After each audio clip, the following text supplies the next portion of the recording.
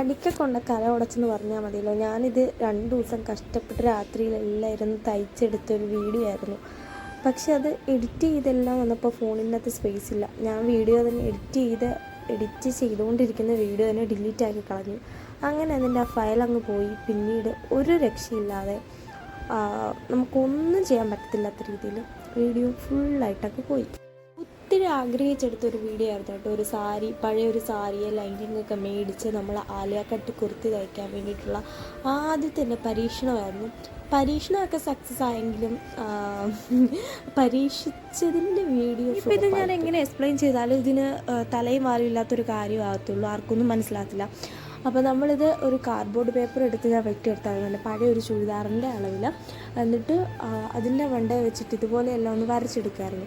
അപ്പോൾ അത് അങ്ങനെ ചെയ്യുമ്പോഴത്തേക്കും നമുക്ക് ടൈം വേസ്റ്റേജ് ഉണ്ടാവില്ല. അതുപോലെ തന്നെ അളവെടുത്ത് കഷ്ടപ്പെടേണ്ട കാര്യമില്ല, തുണി വേസ്റ്റേജ് ആവില്ല. പിന്നെ ഇതുപോലെ കട്ടിങ് ചെയ്ത് കൊടുക്കുന്നത് എന്തിനാണെന്ന് വെച്ചാൽ നമ്മൾ തുണി മറിച്ചിട്ടാണ് കഴുത്തൊക്കെ അടിക്കുന്നത്. അപ്പോൾ അങ്ങനെ അടിക്കുമ്പോഴത്തേനും തുണി പൊങ്ങിയിരിക്കാതിരിക്കാൻ വേണ്ടിയിട്ടാണ് ഇതുപോലെ ഇട്ട് കൊടുക്കുന്നത്. അപ്പോൾ നമ്മളിത് ഫേസ് ടു ഫേസ് ഒക്കെ വെച്ചിട്ട് വേണമായിരുന്നു ചെയ്യാൻ. പക്ഷെ ഞാൻ വെച്ചപ്പോൾ തിരിഞ്ഞു പോയായിരുന്നു ഗൈസ്. അങ്ങനെ പിന്നെ അതൊക്കെ അഴിച്ച് ശരിയായ രീതിയിലൊന്ന് തയ്ച്ചെടുക്കുകയാണ്.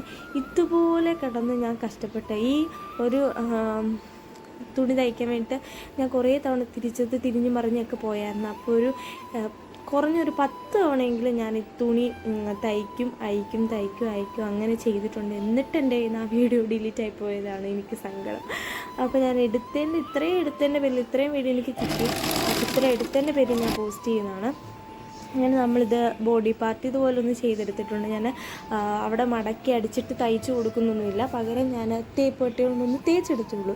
പിന്നെ നമ്മൾ താഴെ ഇങ്ങനെ സ്കേർട്ട് പോർഷൻ വരുന്നിടത്താണെങ്കിൽ റണ്ണിങ് സ്റ്റിച്ച് കൊടുത്ത് ജസ്റ്റ് ഒരു നൂല് ഇതുപോലെ റണ്ണിങ് സ്റ്റിച്ച് കൊടുത്തെടുത്തിട്ട് അത്തേലൊന്ന് സൈഡിൽ നിന്ന് വലിക്കുമ്പോഴത്തേക്കിനും ഇതുപോലെ ഞൊറിച്ചിൽ കിട്ടും. അപ്പം ബോഡി പാർട്ടിൻ്റെ കറക്റ്റ് അളവിൽ തന്നെ ഇതുപോലെ ആ ഞൊറിച്ചിലെല്ലാം കൂടി ഒന്ന് വെച്ച് തയ്ച്ചെടുത്ത് കഴിഞ്ഞാൽ ഞാൻ ഉദ്ദേശിച്ച എൻ്റെ ആലിയ കുർത്തി ഇവിടെ റെഡി ആയിട്ടുണ്ട്. അപ്പോൾ അത് ഫസ്റ്റ് പരീക്ഷണം എന്ന നിലയിൽ അത്രയ്ക്ക് അട്ടർ ഫ്ലോപ്പൊന്നും അല്ലായിരുന്നു, നല്ലതായിരുന്നു. അപ്പോൾ അതിൻ്റെ കുറച്ച് വണ്ണമൊക്കെ കുറയ്ക്കാനുള്ളതേ ഉള്ളൂ. അപ്പോൾ ഇത്രേ ഉള്ളൂ. Thank you.